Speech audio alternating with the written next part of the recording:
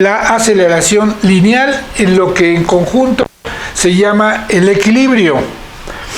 Y ahorita vamos a terminar un poco sobre audición y hablaremos también un poco sobre la anatomía y las vías neurales que llevan la información de el vestíbulo. Entonces, hasta hoy hemos visto que en el caso de el caracol, si nosotros cortamos una pequeña sección del mismo, en realidad se trata de un tubo que se desenrolla hasta casi 4 centímetros, da 2 vueltas y 3/4, 3.7, 3.6 centímetros, y en ese tubo están ubicadas dos membranas, una membrana horizontal que se llama membrana basilar y una membrana diagonal que se llama membrana de Reisner, que separan 3 escalas o rampas, una superior que corresponde a la rampa vestibular, una media y una inferior que es la rampa timpánica. En la rampa media es que está el órgano de Corti, que es este conjunto de células que están a todo lo largo del caracol. También recordemos que cuando nosotros estiramos al caracol, ahí está, lo estiramos, tenemos nuestras membranas acá. En el vértice del caracol, en la parte más alta del mismo, existe un orificio o una comunicación entre la rampa superior y la rampa inferior que se llama helicotrema. Bueno, y que dijimos que esta estructura está rodeada de hueso, toda de hueso. Hay de hecho un laberinto óseo y un laberinto membranoso, y todo este hueso hace que el contenido de líquido en esta estructura pues no pueda crecer, no pueda aumentar su presión, y se mantiene en las condiciones en las cuales el saco endolinfático está formando la endolinfa, la llena, y el resto corresponde a las envolturas de las membranas que constituyen el aparato vestibular y al órgano de Corti. Y recordemos que a todo lo largo del órgano de Corti existe una membranita que está cubriendo al órgano de Corti, que se llama membrana tectorial. Membrana tectorial. Y que en el órgano de Corti encontramos muchas células madre que están evolucionando hacia las células ciliadas, que son los receptores propiamente, y que hay unas 20.000 células ciliadas a todo lo largo en la parte externa de lo que serían los pilares de Corti. Esto sería el túnel de Corti y los pilares de Corti. Siempre, por favor, cuando vean un corte de esta naturaleza, piénsenlo en tercera dimensión, ya que estos pilares van a correr a todo lo largo y en medio tendrán un túnel, que es el túnel de Corti. Y hay unas 3.500 células ciliadas que están en la porción interna al túnel de Corti o al pilar de Corti. Estas células ciliadas las ejemplificamos en la ocasión anterior. Son una especie de peritas, ¿verdad?, que en el extremo, bueno, no, voy a hacerlo más adecuadamente. En el extremo tienen cilios que van creciendo paulatinamente, y que en el caso de las células ciliadas del aparato vestibular tienen un cilio grande. No hay en el órgano de Corti, pero aquí sí, que se llama sinocilio o quinocilio. Y los cilios restantes, ¿verdad?, son cada vez más pequeños, como un penacho. Por favor, otra vez la tercera dimensión. Si yo tengo aquí una serie de dedos cada vez más grande, y uno muy grande es el sinocilio, y esos se llaman estereocilios, aquí. Y ahora yo encuentro que esta célula tiene esta alineación como un cepillo cortado, pero están de tal manera orientados que cuando yo la volteo se ve ahí atrás un cilio y se vería una escalerita decrecientes, de tal manera que esta configuración de la célula ciliada le da el carácter funcional. Como se trata de prácticamente de una neurona modificada, pues tiene sus organelos y demás, sus mitocondrias, pero tiene aquí una cantidad considerable de vesículas del neurotransmisor de tipo glutamato.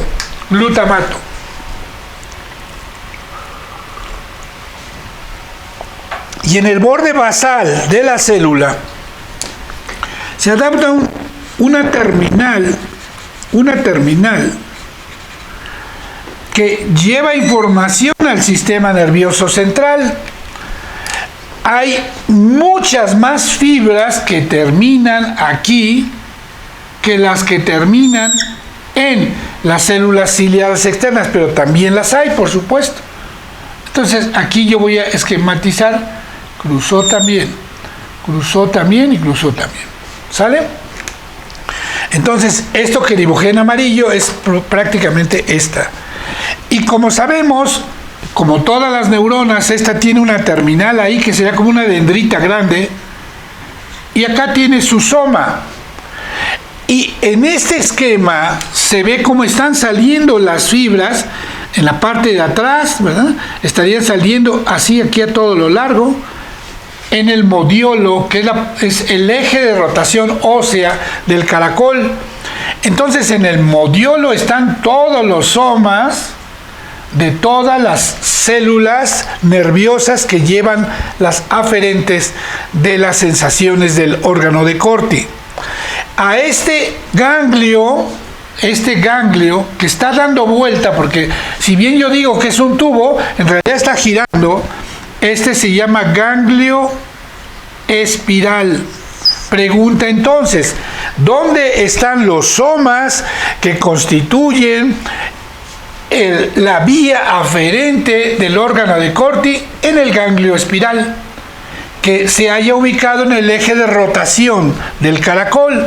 Así que yo tengo un ganglio grande que lleva aquí, y aquí las neuronas, una vez que salen, ¿verdad?, del ganglio espiral, se van al sistema nervioso central para formar aquí la rama acústica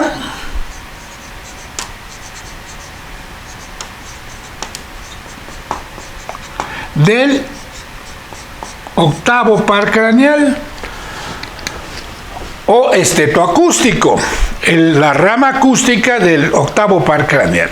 Bueno, ahora, antes de pasar a vestíbulo, debemos de recordar que en la escala media, aquí, yo tengo un conjunto de células que tienen una situación distinta del resto de las células del cuerpo, porque están expulsando hacia el líquido extracelular potasio, voy a ponerlo como es mi costumbre, grande, y están sacando, la bomba de sodio y potasio está sacando sodio.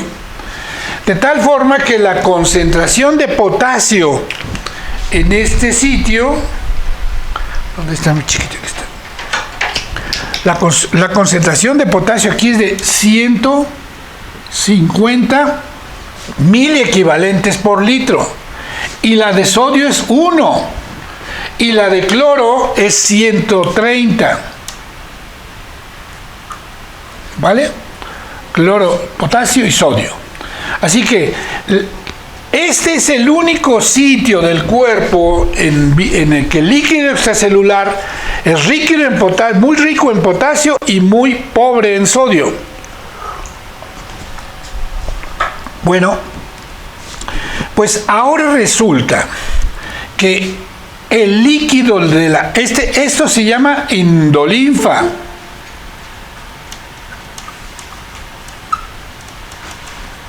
Y este líquido se llama perilinfa. Y aquí también habría perilinfa.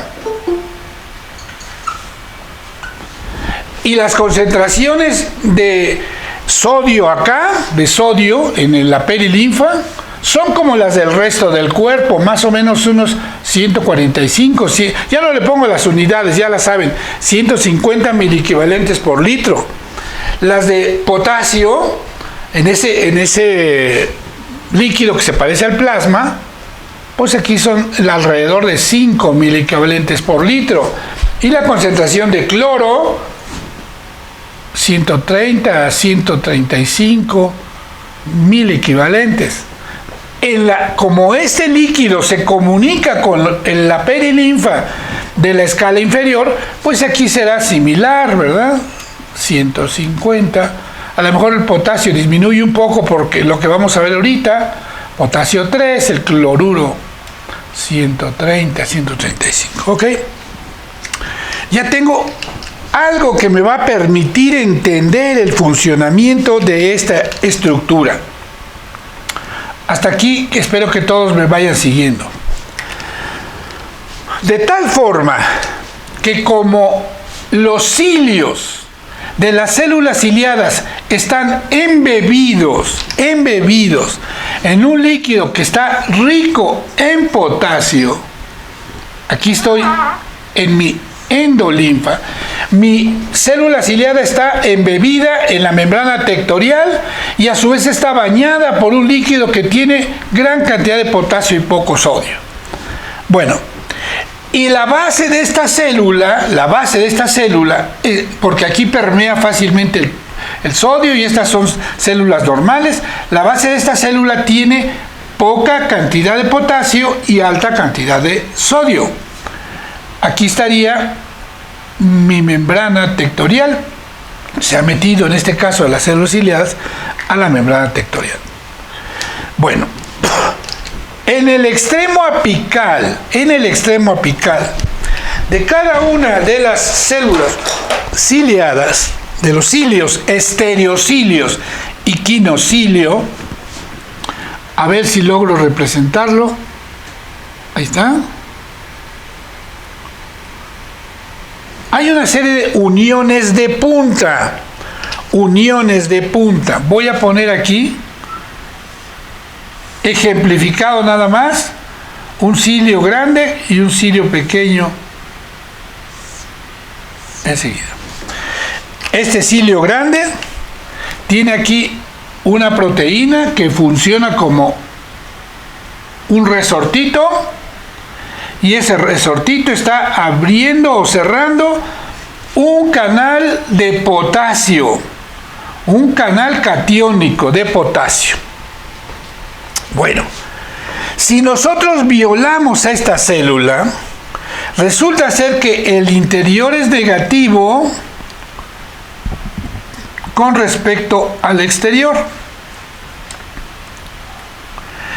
Y si medimos su potencial entre el interior y el exterior de esta célula, me da menos 60 milivoltios. Se parece mucho al 70 milivoltios del resto de las neuronas.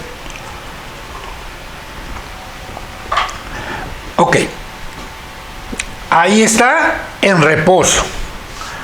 Cuando los cilios se mueven en dirección del más grande,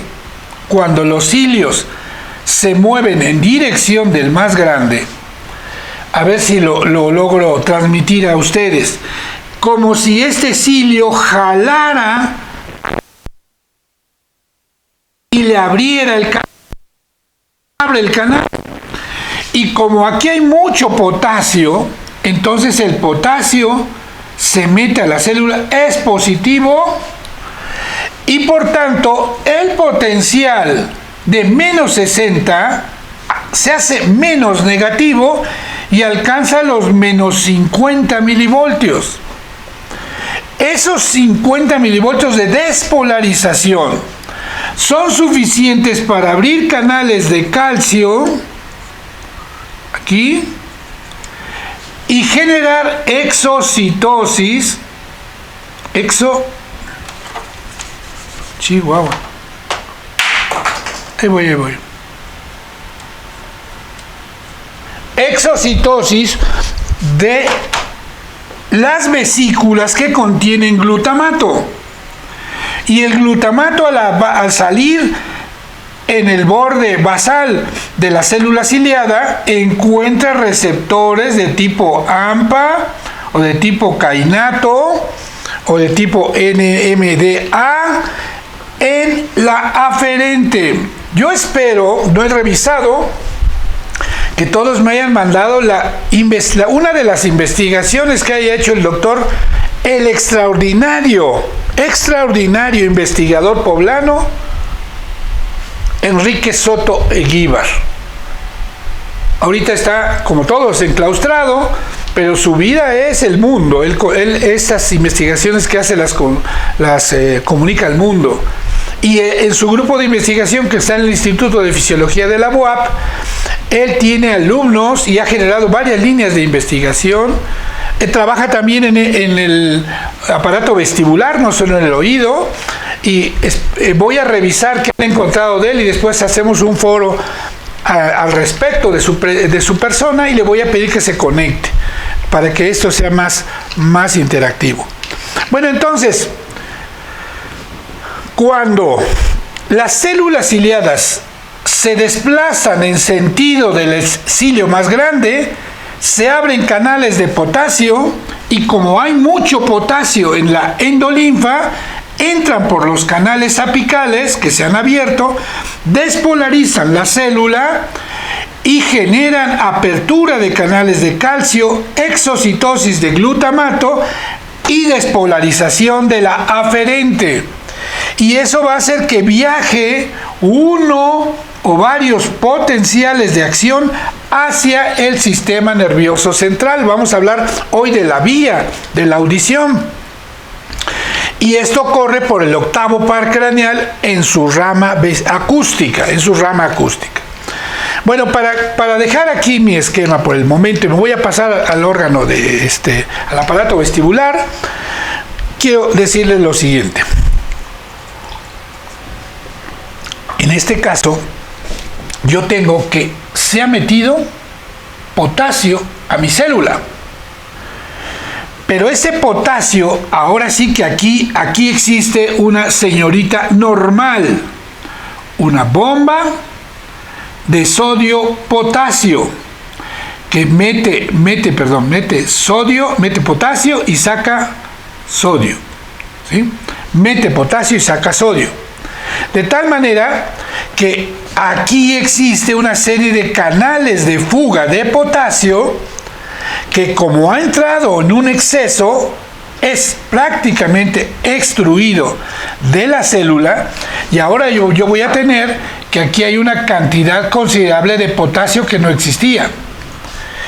Y por tanto, ese potasio extraordinario circula hacia la estría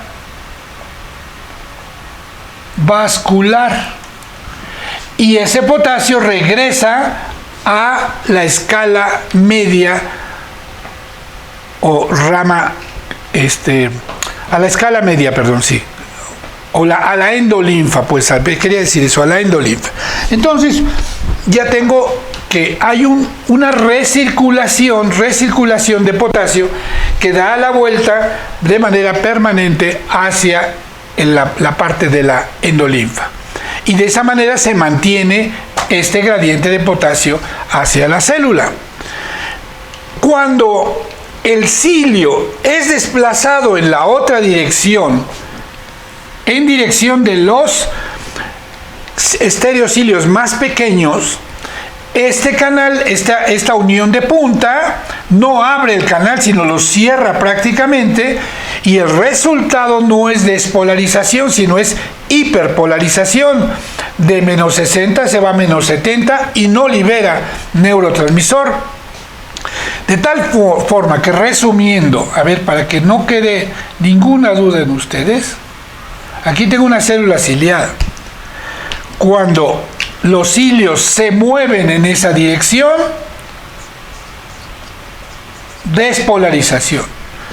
Cuando los cilios se mueven en la dirección inversa, hiperpolarización. Bien, Bueno, pues ya está, ya lo vamos entendiendo todos.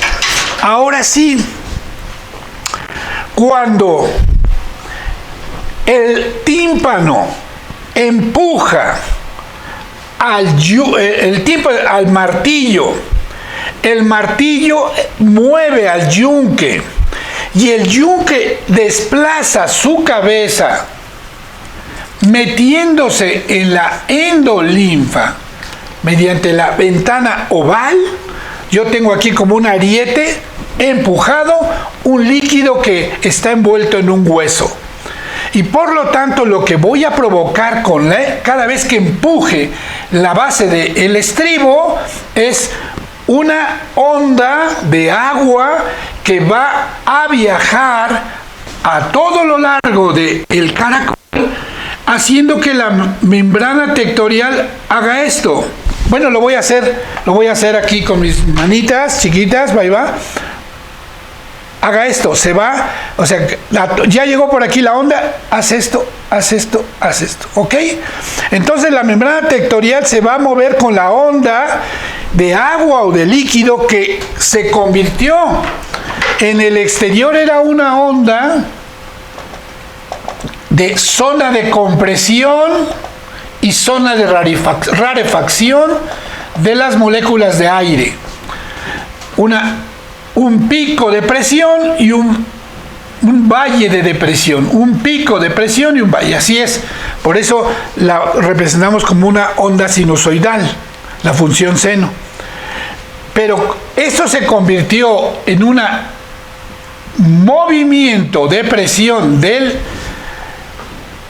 tímpano que movió a el martillo, movió a el yunque e hizo que el estribo empujara, cada vez que empuje, a el caracol.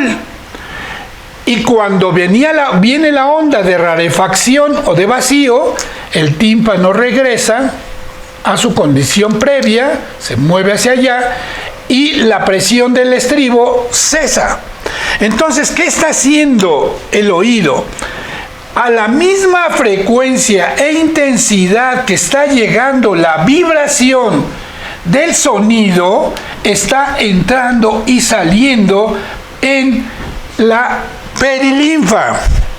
Y como estas membranas son muy delgadas, muy finas, entonces la presión de la onda viajera de perilinfa, mueve al agua de la endolinfa, desplaza la membrana tectorial y mueve hacia uno u otro lado a los cilios, despolarizándolos.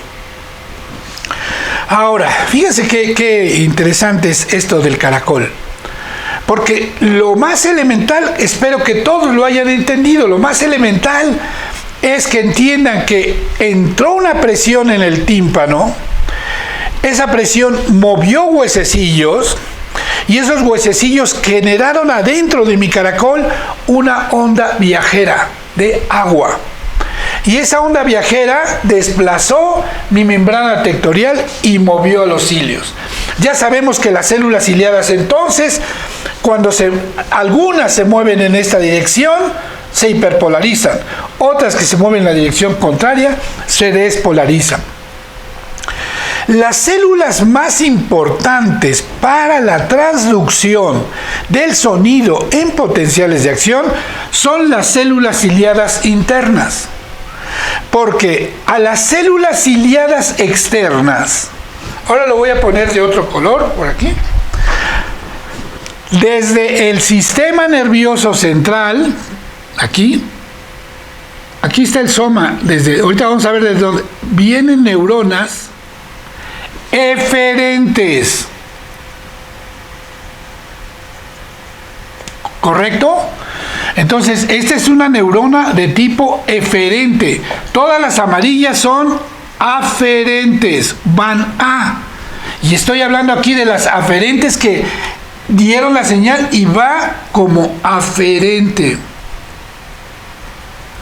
Nuestro oído es como el más sofisticado aparato de regulación del sonido. Veamos, este eferente que viene acá, ya viene del sistema nervioso, ahí va. ¿Ya vieron qué hice? A las células ciliadas externas no solo les llega las aferentes procedentes de estas terminales, sino les llegan eferentes del sistema nervioso central, que tienen aquí vesículas que liberan acetilcolina, y hay receptores colinérgicos de tipo metabotrópicos, que lo que hacen es que cada vez que excitan a estos receptores, las células ciliadas se ponen tensas y prácticamente jalan a la membrana tectorial. Tienen elementos contráctiles del tipo actina, parte de un subtipo de miosina. Entonces lo que hacen es que al contraerse, hacen que ya no se mueva tanto la membrana tectorial y son como los moduladores del sonido. A ver, lo vuelvo a repetir, por favor, porque aunque en eso nunca se los pregunten en el examen, no es posible. Sí entiendan que las células ciliadas externas, aunque son 20.000, no son las células propias de que van a despolarizarse por el sonido, pero sí van a modular el sonido, porque van a hacer que la membrana tectorial esté más tensa o menos tensa. También reciben modificaciones del sonido, ya dije, pero también tiene una inervación eferente que hace que modulen la entrada. Si estas están recibiendo, pero yo pongo tensa la membrana tectorial, que es gelatinosa, va a impedir que las células vibren a la misma frecuencia a la que está llegando el sonido desde la base del estribo. Como esta onda viajera empuja, y esto es hueso, hay que entender. Ahora sí voy a irme. Ya voy a dejar aquí mis células, no voy a borrar totalmente todo porque me interesa tenerlo ahorita ahí, pero voy a hacer otro esquema aquí abajo. Voy bien en tiempo, tengo unos 10 minutos, correcto. A ver, yo tengo aquí mi caracol desenrollado, son 35 milímetros. Aquí está su membrana de Reisner, su membrana basilar. Aquí está la estría vascular, el órgano de Corti, membrana tectorial. Ahí está. Y está todo lo largo. Y acá tengo mi base del estribo. Y acá tengo mi estribo. Espero que se logre verlo. Ahí está. Bueno, acá tengo mi yunque y demás. ¿Vale? Entonces, a todo lo largo yo tengo mi membrana basilar, mi órgano de Corti y membrana de Reisner. Y acá tengo mi helicotrema. ¿Vale? Cuando empuje la base del estribo, se va a generar aquí, se convirtió la onda sonora en una onda viajera de linfa y va a mover a el órgano de Corti a todo lo largo. Yo tengo entonces que quiero por favor que se imaginen que esto, a ver, véanme acá por favor, esto es como una alfombra, esto es como una alfombra. Si yo le hago así a la alfombra, la levanto de un lado, la aviento para allá, va a generarse una onda que va a viajar y va a terminar allá lejos, ¿vale? Si yo tengo la alfombra y hago esto, la alfombra se va a mover así y va a desaparecer, no va a llegar allá lejos. Solo va a llegar allá lejos cuando haga esto y la onda viajera se aleje hasta el vértice. ¿Ok? Entonces, imagínense esto como un piano, en el que las frecuencias altas, 3.500 hercios, 20.000 hercios, 20.000 ciclos en un segundo. Eso, la voz de la mujer es aguda. Ahí, ¿dónde andas? Cuidado. Esa voz va a hacer que la onda viajera se quede aquí. Pero la voz masculina va a hacer que la onda viajera llegue aquí. El sonido de un tambor, de un trombón, va a llegar acá. Entonces, en nuestro órgano de Corti, en el caracol, está un piano prácticamente donde las frecuencias altas se perciben cuando se mueve esta estructura en la base del caracol. Y las frecuencias bajas se perciben cuando logran excitarse las células ciliadas del órgano de Corti que están en el vértice del caracol. Aquí. ¿Vale? Qué maravilloso es que tengamos nosotros un teclado de un piano dibujado aquí, donde a diferencia del plano, yo aquí tengo las altas, en el piano está al lado derecho, pero ya tengo las frecuencias altas en el piano. Quienes tocan piano, toquen la tecla de esta acá, y en el piano, cuando yo tengo del otro lado, tum, tum, tum, tum, y aquí sería así, tum, tum, tum. ¿Correcto? Es maravilloso entenderlo así. Maravilloso entender que nuestro caracol tan pequeñito, en 3 centímetros, tiene de 0 a 20.000 hercios. Los seres humanos somos capaces de percibir desde 20 a 20.000 hercios o frecuencias. Quiere decir, esta es una frecuencia que dura aquí 20.000 veces en un segundo. En lo que yo dije, un chimpancé, ya ocurrieron 20.000 vibraciones. Ese sonido es agudísimo, es el de un violín, ¿verdad? Y cuando son 20 hercios, entonces en un chimpancé solo 20 de estas ondas ocurrieron. Y lo más sorprendente es que hay somatotopía, porque en cada una de estas neuronas que van por el octavo par craneal, tienen su dibujo en el lóbulo temporal del cerebro, donde está desdoblado el caracol. Y donde nosotros tenemos ahí dibujado la zona de las frecuencias altas y la zona de las frecuencias bajas. ¿Ok?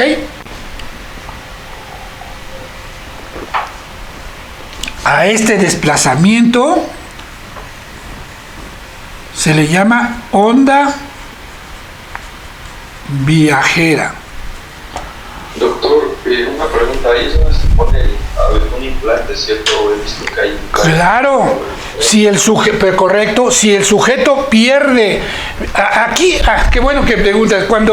A mí me gustan las clases en vivo, porque los tengo ahí y así me interrumpen. Por favor, interrúmpanme. Es excelente la intervención. Ya estoy como Gatell. A todos los periodistas les dice que excelente pregunta. Pero esta sí lo es. Si es que a una persona le recetamos un antibiótico, ya no se receta mucho, mejor ya ni lo comento, pero un antibiótico que lo que hace es que destruye los canales apicales de las células ciliadas, este sujeto va a quedar sordo. Pero va a quedar sordo porque no se pueden excitar, ¿cierto? Porque se perdió el canal. Pero si a esa persona yo le meto un implante una caracol adicional electrónico que va a generar una serie de estímulos a estas aferentes a la misma frecuencia que están llegando. Ya no le sirve para nada el nervio, para nada le sirve esto porque ya no está funcionando. Esto no está, llega al final, pero no hay aquí manera de liberar glutamato. Entonces, ¿cómo lo hace? Con un implante que es un aparato electrónico que va a vibrar cada vez que la membrana del tímpano y la base del estribo vibren, y entonces va a mandar un estímulo a la misma frecuencia que el sonido, y el sujeto vuelve a escuchar. El doctor Enrique Soto hizo un implante muy interesante que patentó. Y justamente es esto. Si entendí cómo se excita el caracol, yo tengo que hacer un implante que sustituya todo esto de la onda viajera y que genere un estímulo eléctrico a las aferentes, a la frecuencia a la que llega el sonido. Muy bien. Entonces, hay algunos antibióticos, la tetraciclina me parece, no recuerdo bien, que se dañan al oído. No solo eso, A ver, si nos gusta mucho el antro, nos encanta el antro, somos apasionados del punchis, órale. Y no solo eso, somos locos porque queremos vivir el sonido. Y nos vamos abajito de donde está la mega bocina. Pum, pum, pum. ¿Ah? Bueno, ahí viene la cosa. Si nosotros sometemos a una presión exagerada mi tímpano, lo vamos a romper. Entonces, si ustedes se acercan a una pistola, no así, no así, aquí, y accionan el gatillo, voy a echar bala para arriba, sí, ponen sus pistolas, ahí está. Ese sonido va a romper la membrana del tímpano, va a hacer que el estribo haga esto de súbito y la membrana tectorial arrastre consigo con todas las partes ciliadas del órgano de corte.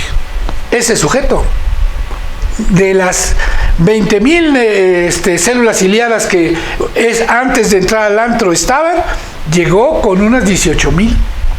Ya no oye bien. Ahora, es verdad, se van a regenerar y van a volver a hacer sus cilios y demás, pero eso dura. Y si el sujeto trabaja de DJ y está todos los días en eso, pues definitivamente su órgano de corte va a dejar de funcionar, no solo tomando antibióticos, sino sometiendo a nuestro órgano de corte a este tipo de estímulos muy agresivos.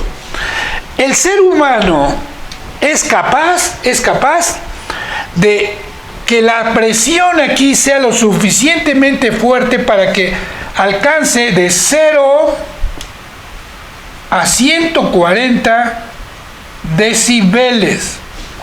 Ese es el rango de presión, de intensidad a la cual nosotros podemos someter a nuestro órgano de corte. Si, por ejemplo, nos gusta ver los aviones despegar, ¡ay, qué padre! Vente, vamos a ver el avión de propulsión a chorro. Y nos paramos atrásito del avión. Cuando arranca la turbina de ese avión, ya barrió con todas las células ciliadas. Ya nos dejó sordo. Y sordo por un buen rato. Entonces, ese ruido de la turbina del avión de propulsión a chorro, ese ruido aproximadamente es de 160 milivoltios.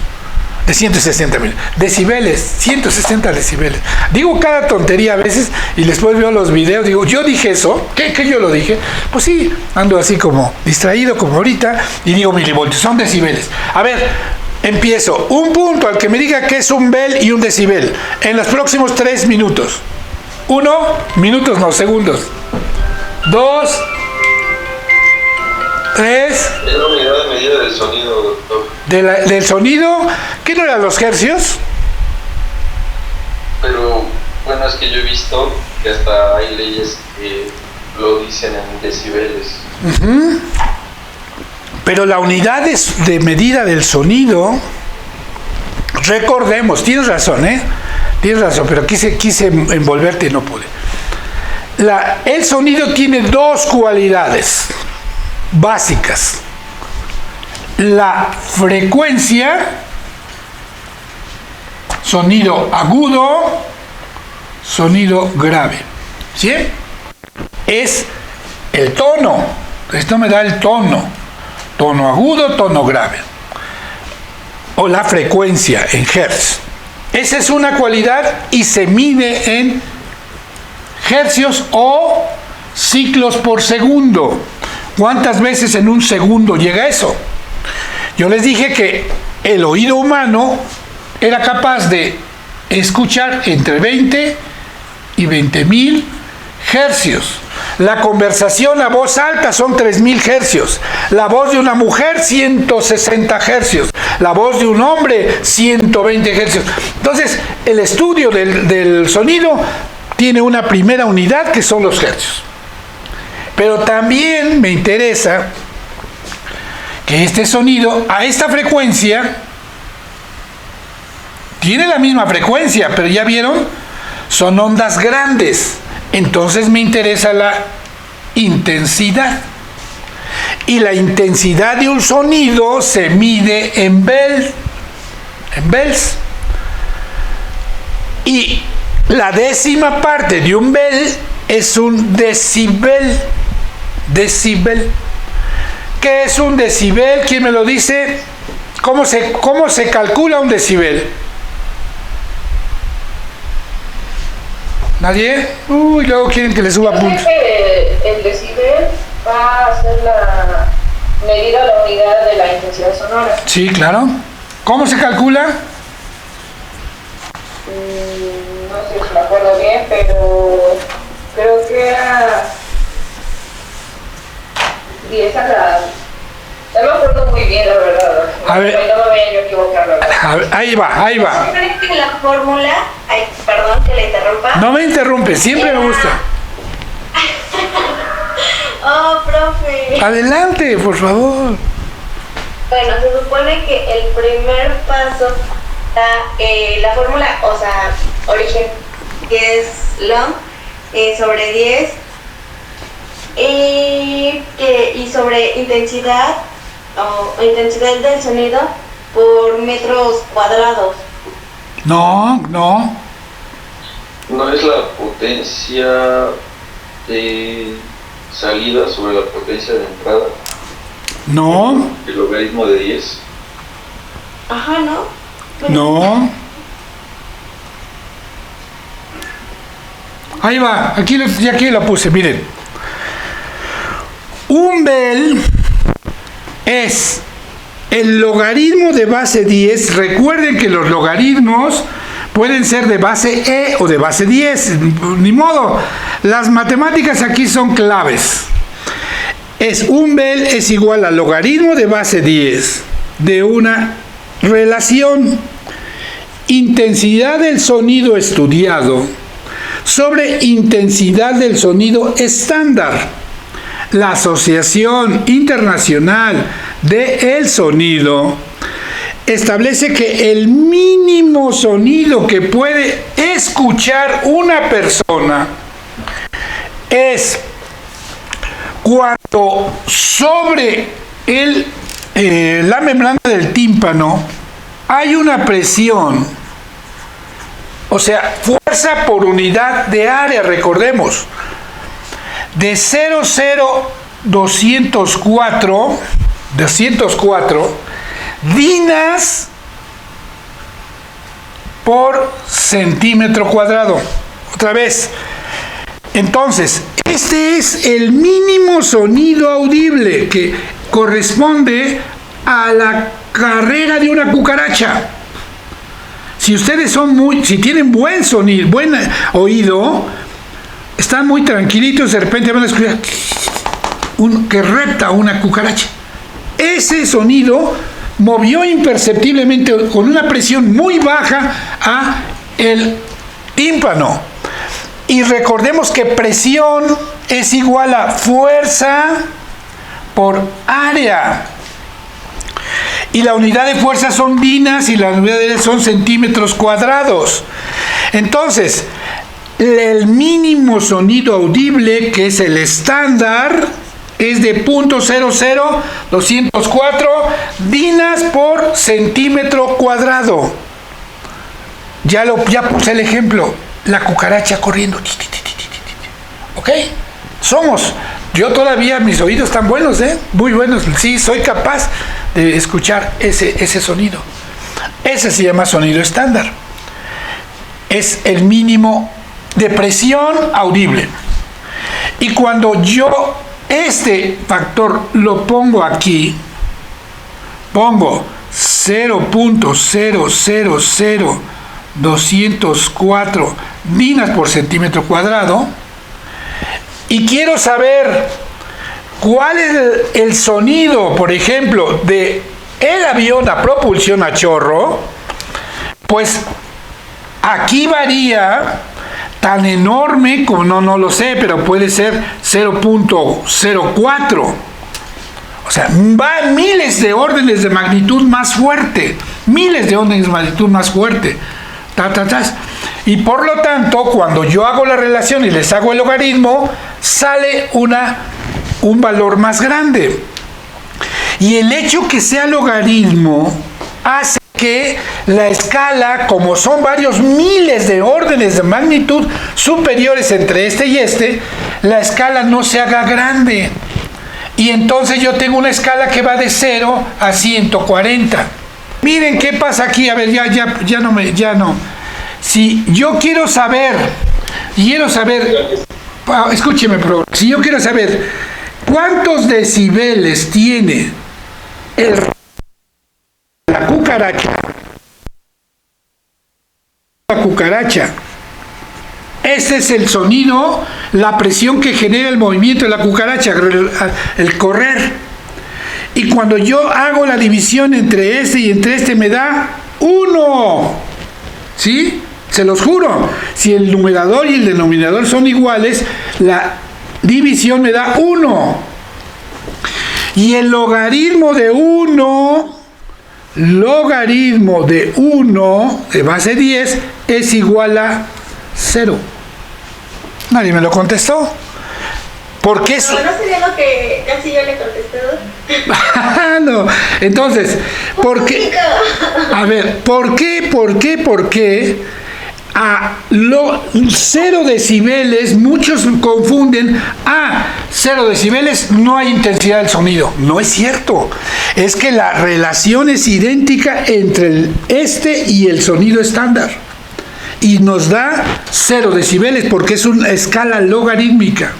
Pero conforme este va aumentando, aunque aumente muchísimo, no importa, porque al ser escala logarítmica, el paso es chiquito y la escala es así, asciende poquito. Yo decir 20, 40, 60, nosotros estamos muy cómodos en los 20, los 60, los 80 decibeles. Ya a los 100 decibeles estamos molestos, son los gritos del profesor en la clase. Nos vemos el día de mañana.